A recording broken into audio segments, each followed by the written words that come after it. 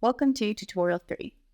In addition to the marine paleoclimate archives and proxies that we explored in the previous tutorial, there are also many terrestrial archives and proxies for reconstructing climate variables. There are many climate variables that we can reconstruct from terrestrial proxies, but there are three common ones, and three that we'll discuss further today are precipitation, vegetation, and surface air temperature. And for each of these variables, there are a handful of different terrestrial archives that can be used to reconstruct the climate. Three examples that we'll focus on today are speleothems, tree rings, and lake sediments. And in this video, we'll spend some time thinking in more detail about how each of these archives records climate and what proxies can be measured. To start out, we can take a look at speleothems. Speleothems are mineral deposits formed from groundwater within underground caves.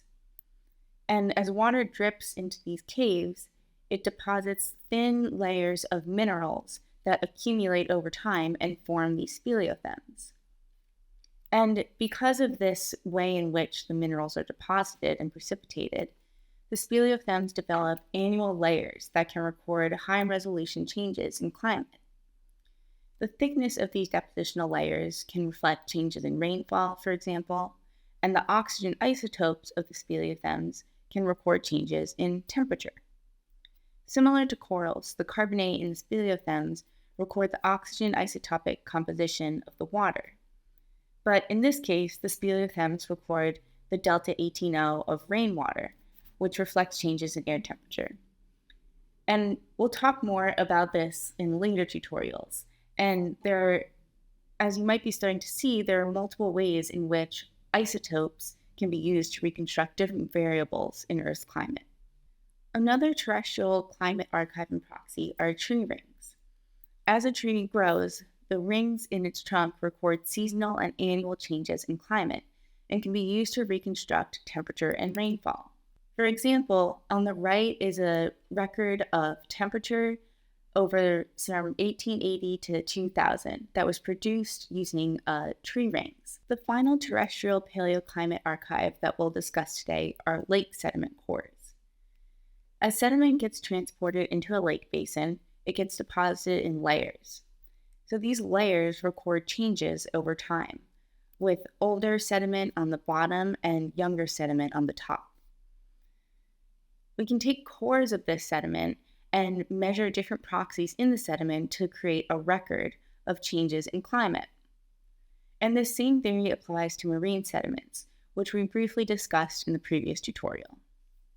And there are many proxies in lake sediments that can be used to reconstruct many different climate variables. Here are just a few examples. We can reconstruct temperature by measuring different biomarkers preserved in the sediment.